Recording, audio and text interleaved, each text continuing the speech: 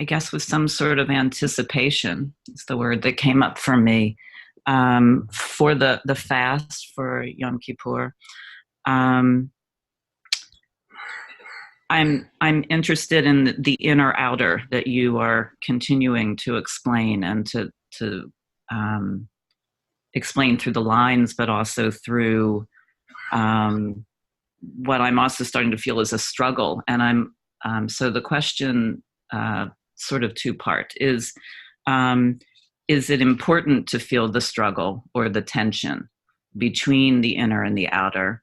And then the second part is really through I know the day is real, but also symbolic in a way, the 24-hour, 25, is it 23 or 25? Anyway, when one loses focus or gets distracted by other things, people, and even if sometimes you can't devote the whole day, but you are devoting it, but not always just in prayer, is the understanding that no matter what, we are inside this space, so we don't have to worry about it so much? Or is it more that we should, in not just a corporeal way, but in whatever the manner is, that we want to continue to try to refocus? So I'm asking in a sense, a personal question, but I think it's a universal question. Okay, first 25 hours. Thank you. So it's sort of always, when you play with gematria, with letters and words, we always say +1, which is the whole. So the 25th hour is +1, which is the whole. Okay, because more than that, it makes the 24, 26, which is meaningful in terms that this is a completion. Yeah, the 27 become a completion of actually the meaning of Yom Kippurim. It is a very tense day. It's not a day of relaxation. Mm-hmm. This is why it's very difficult when it's Shabbat, because it conflicts with Shabbat. It is a tense day. Think about the part in us, the priest, that is going into Holy of Holiness and does not know whether he will come alive or not. This is the true tension of Yom Kippurim. Maybe some people will sort of pull him by the rope that is called Zehurit, because if it will not shine. But the fact is, whether you will come alive or not, it is a question. So it's a true tension about not only the quality of our life, but this is why it is a day of signature. Signature means a few things. It's actually defining, whether we like it or not, the ecology that we will be in that year. Meaning, for the Creator, whether we live corporally or not, which we mind so much, is whether we are on the dead side or in the life side, in terms of our spirit. So if we even in a very small, minute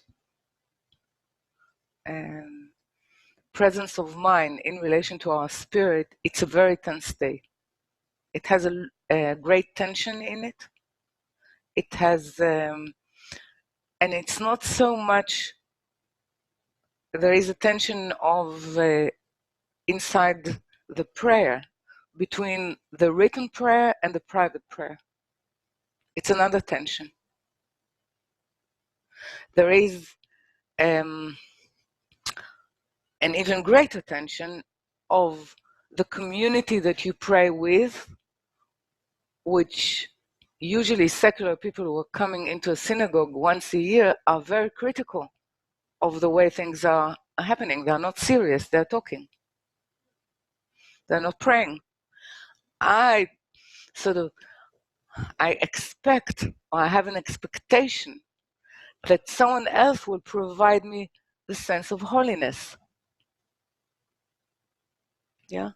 Or at least will not disturb my holiness. Okay.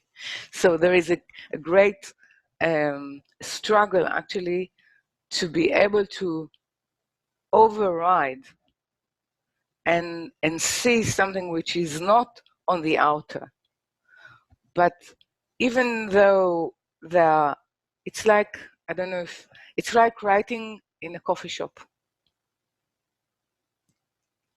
It's sometimes some people need coffee shop in order to write because the noise causes them to concentrate. Okay. So praying actually is praying with this sound of sea of people, and being able inside this, because it creates a tension of sort of you push it, yeah, you push it away from yourself in order to create an inner space for your prayer. So this is another tension, without convicting or speaking or thinking lashon hara. Okay.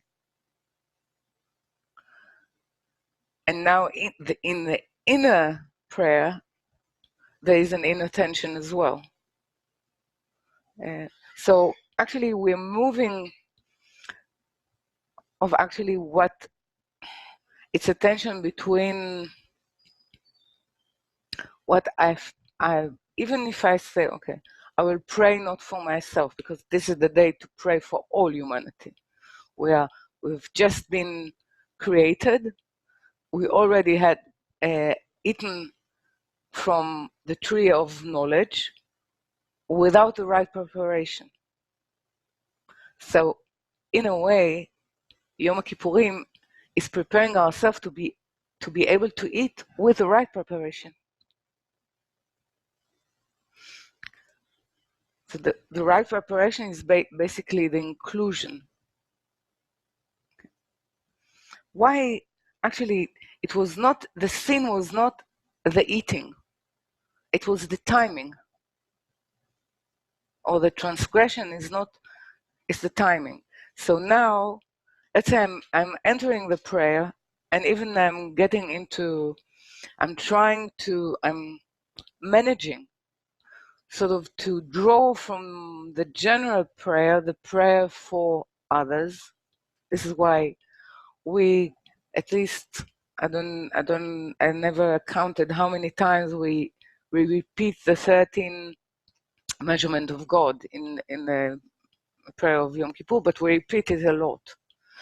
But actually from that, because it comes after, and one can say the transgression of the golden calf.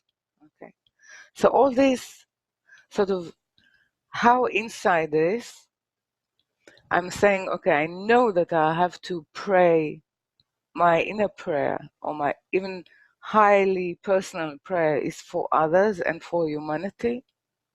Who forms the letter?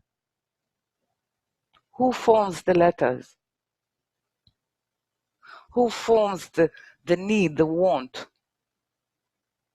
Do I formulate it as I've done it, I made it, or do I actually know that there's no one but him, and allow him to formulate it in me?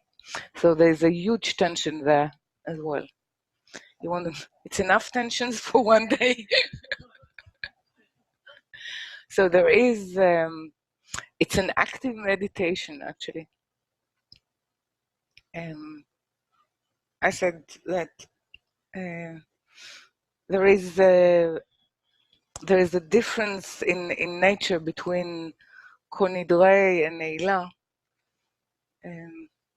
This is where I feel that Kol Nidrei is really, you need the presence in the synagogue or with the community.